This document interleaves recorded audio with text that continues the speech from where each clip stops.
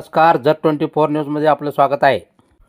गुणी आणि क्वालिटी शिक्षकामुळेच मुलं घडतात असे परखड मत माननीय श्री गणेश टेंगले IRS आयकर उपायुक्त इंदोर यांनी व्यक्त केले.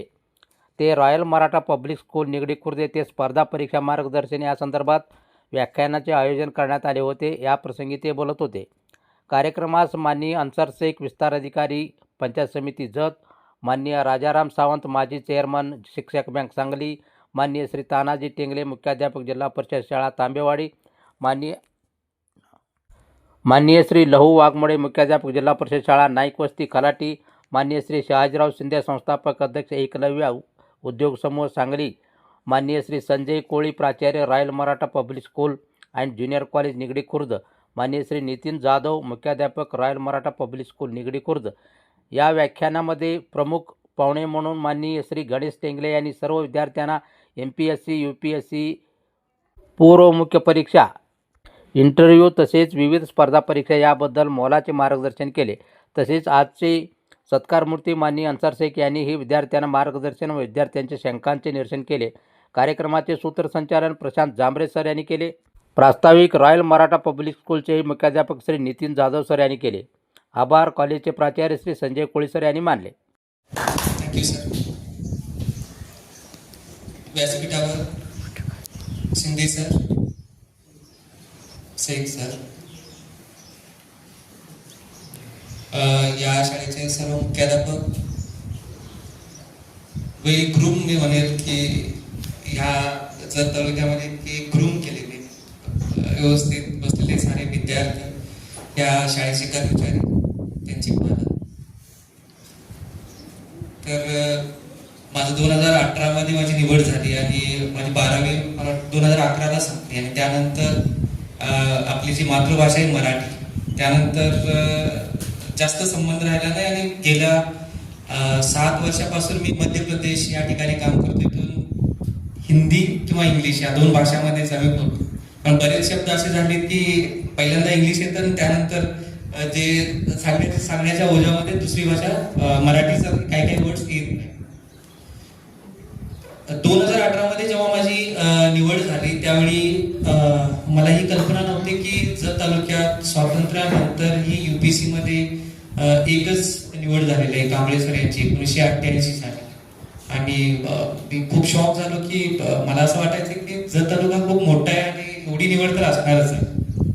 पण त्यावेळी मी पुढे अनालिसिस केलं की असं का झालं असेल. सगळ्यात महत्त्वाचं म्हणजे मी जेव्हा 12वी पर्यंत शिकत होतो तेव्हापर्यंत मला UPSC MPSC फार झालं तर मला तहसीलदार यासाठी माहित होतं की आपण जतला दाखले वगैरे काढायला जातो. तेवढंच मला कल्पना होती 12वी पर्यंत. ही सगळी परिस्थिती आहे आणि परिस्थिती तुम्हा सगळ्यांची पण जवळपास पैशानं जरी आपण काही लोक सधन असले तरी सामाजिक दृष्ट्या बघितले तर सगळ्यांची परिस्थिती जवळपास सेमच आहे. कारण आपण महाराष्ट्राच्या एका दुर्गम तालुक्यातून आपण येतो आणि जसं माझं शिक्षण हे जिल्हा परिषद शाळेमध्ये झालेलं आहे इयत्ता 4थी पर्यंत. आणि आमची शाळा म्हणजे की टोटल पटसंख्या आमची 25 होती आणि एकच शिक्षक होता. पण तो शिक्षक एक गुणी शिक्षक, एक क्वालिटी शिक्षक आपल्याला सुरुवातीच्या काळात भेटल्यावर, जसं तुमच्या शाळेचे शिक्षकही आहेत की तुमची प्रगती कशी होऊ शकते, त्या शिक्षकाने आम्हाला मार्ग दाखवला की आपण जरी ह्या शाळेत शिकवत असलो तरी पण पुढं तुमचं भविष्य खूप चांगलं आहे, तुम्ही व्यवस्थित अभ्यास केला पाहिजे. त्यानंतर 5वी ते 10वी माझी दरिबडची शाळेमध्ये झाले. दरिबडची हायस्कूल शाळा एक नामांकित शाळा आहे आमच्या एरियामध्ये, तिथं झाली. आणि तिथून चांगले मार्क्स आल्यावर आपल्याला मार्गदर्शन करणाऱ्या लोकांचं असं राहतं की एकतर आर्ट्स घ्या, जर कमी पर्सेंटेज आले, जास्त आले तर सायन्स घ्या. म्हणून आम्ही सायन्स घेतलं. आणि त्यानंतर सायन्स झाल्यानंतर एक मॅथ्स आहे, मेडिकलला मार्गदर्शन करणारे लोक नसल्यामुळे आपण मॅथ्स मध्ये जातो. आणि तिथं इंजिनिअरिंग घे आणि इंजिनिअरिंग घेतल्यानंतर मेकॅनिकल इंजिनिअरिंग यासाठी घ्या की त्या ब्रँचला मरत नाही, म्हणजे जॉबसाठीच. आतापर्यंत हेच आहे की फक्त आपल्याला जॉब मिळवायचा आहे, ही एकच धडपड होती. कारण सरकारी नोकरीमध्ये किंवा स्पर्धा परीक्षेमध्ये बऱ्याच ह्या गोष्टी, तहसीलदार, कलेक्टर, SP किंवा आता मी ज्या सर्व्हिसमध्ये आहे इन्कम टॅक्स ऑफिसर, ह्या कोणत्याही गोष्टीची मला अजिबात कल्पना नव्हती इयत्ता 12वी पर्यंत. आणि 12वी नंतर जेव्हा ग्रॅज्युएशन म्हणजे पदवी घ्यायला मी कोल्हापूरला गेलो आणि त्यावेळी मला वाटतं आमच्या बरोबर करणारे काही लोकांचं असं म्हणणं होतं की आज या IPLचं किंवा IALचं लेक्चर आहे शिवाजी विद्यापीठामध्ये, तर तुम्ही गेलं पाहिजे. तेव्हा मला पहिल्यांदा कळलं की हे ऑफिसर इतके मोठे असतात, त्यांच्या पॉवर्स एवढे असतात, त्यांना समाजामध्ये एक रिस्पेक्ट एवढा आहे, एक रेप्युटेशन आहे. त्यानंतर मला क्लिक झालं की तिसऱ्या वर्षामध्ये असताना मी साधारणतः तयारीला चालू केलं असेल. पण आता जर बघायला गेलं तर तुमच्याकडे खूप वेळ आहे अजून. म्हणजे मोस्टली 8वी 9वी 10वीचे विद्यार्थी आहे असं मी समजतो. तर खूप जास्त वेळ आहे आणि तुम्हाला इतक्या लवकर हा छान उपक्रम तुमच्या शाळेमध्ये ठेवला तर त्यांच्यामध्ये खरोखर आभार मानतो.